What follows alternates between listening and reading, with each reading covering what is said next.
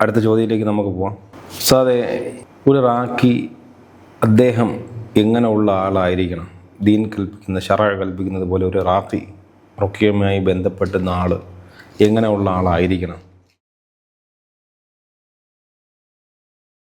ഈ ചോദ്യങ്ങൾ ശ്രോതാക്കൾ ഉന്നയിക്കുന്നതിൻ്റെ അടിസ്ഥാനപരമായ കാരണം, ഇന്ന് റുഖിയ രംഗത്ത് പല ആളുകളും പ്രവർത്തിക്കുന്നുണ്ട്.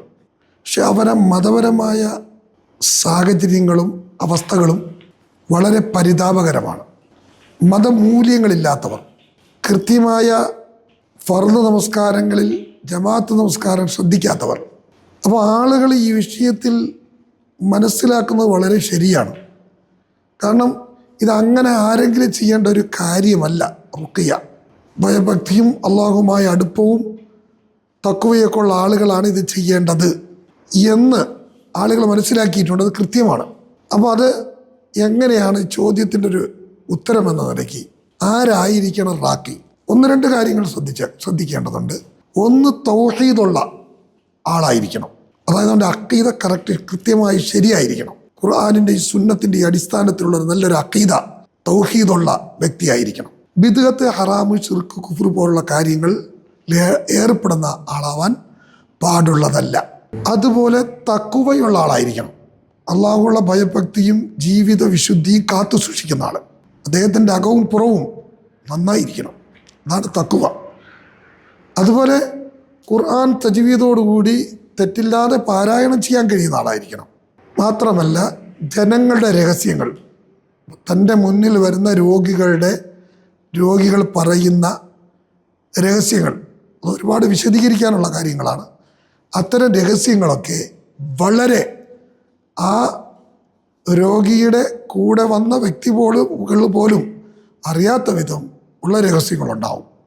അത് മറ്റൊരാൾ അറിയാത്ത രീതിയിൽ കൃത്യമായി സൂക്ഷിക്കുകയും ദുരാഗ്രഹങ്ങളില്ലാത്ത ആളുമായിരിക്കണം. രോഗിയുടെ സമ്പത്തിനോടോ സൗന്ദര്യത്തിനോടോ മറ്റ് യോഗ്യതകളോടോ പ്രത്യേകമായ താല്പര്യങ്ങൾ വെച്ച് പുലർത്താത്ത ആളുകൾ. അങ്ങനെ കൃത്യമായ മൂല്യങ്ങൾ കാത്തു സൂക്ഷിക്കുന്ന പണ്ഡിതനായ ഒരാളായിരിക്കണം ഈ ചികിത്സാ രംഗത്ത് റാഖി എന്ന പേരിൽ നിലയുറപ്പിക്കേണ്ടത്. സാധാരണ നമ്മുടെ വീടുകളിൽ സ്വന്തം മന്ത്രിക്കുന്നതും പരസ്പരം മന്ത്രിക്കുന്നതുമായ കാര്യങ്ങളല്ല ഈ കണ്ടീഷൻ കൊണ്ട് സൂചിപ്പിച്ചിട്ടുള്ളത്. ഒരു റാഖി എന്ന നിലയിൽ അയാൾ സമൂഹത്തിൻ്റെ മുമ്പിൽ ചികിത്സകനായി എഴുന്നേറ്റ് നിൽക്കുമ്പോൾ അദ്ദേഹത്തിനുണ്ടാകുന്ന യോഗ്യതകൾ ചുരുക്കി പറഞ്ഞെന്ന് മാത്രം. കൂടുതലും മുമ്പൊക്കെ വിശദീകരിച്ചിട്ടുണ്ട്. മറ്റ് കഴിഞ്ഞുപോയ നമ്മുടെ പ്രോഗ്രാമുകൾ നിരീക്ഷിക്കുന്നവർക്ക് കൂടുതൽ വിശകലനങ്ങൾ വീണ്ടും അതിൽ കാണാവുന്നതാണ്. പ്രിയമുള്ളവരെ, വളരെ അടിസ്ഥാനപരമായ നമ്മുടെ ശ്രോതാക്കൾ ഉന്നയിച്ചിട്ടുള്ള ചോദ്യങ്ങളുടെ ഒരു പരമ്പരയാണ് താൽക്കാലികമായി ഇവിടെ സ്റ്റോപ്പ് ചെയ്യുന്നത്. വീണ്ടും നമുക്ക് മറ്റൊരവസരത്തിൽ എൻ്റെ വിശകലനങ്ങൾ തുടരാം. അള്ളാഹു അതിന് നമുക്ക് തൗഫീഖ് ചെയ്യട്ടെ.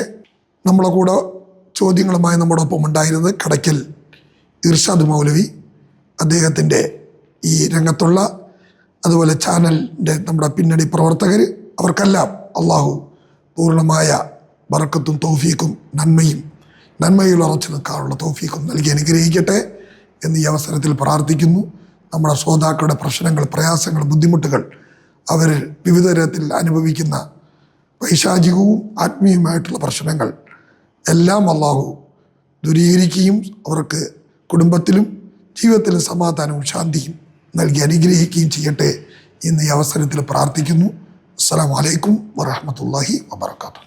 നമുക്ക് ഇത്രയേറെ അനുഗ്രഹീതമായ അള്ളാഹുവിൻ്റെ അനുസ്യൂതമായ അനുഗ്രഹത്തിൻ്റെ പ്രവാകടാശം പോലെ ഈ അറിവ് നമുക്കിലേക്ക് പകർന്നു തന്ന പ്രമുഖ റാഖിയും ചികിത്സകനുമായ ഹുസൈൻ മന്നാനി MFB അവർക്ക് അള്ളാഹു സുബ്ഹാനഹു തആല ആഫിയത്തും ഇസ്സത്തോടും കൂടിയുള്ള ദീർഘായുസ് നമുക്കും അവർക്കും എല്ലാവർക്കും പ്രദാനം ചെയ്യണമേ എന്ന് ദുആ ചെയ്യുകയാണ്. كفاني علم ربي من سؤال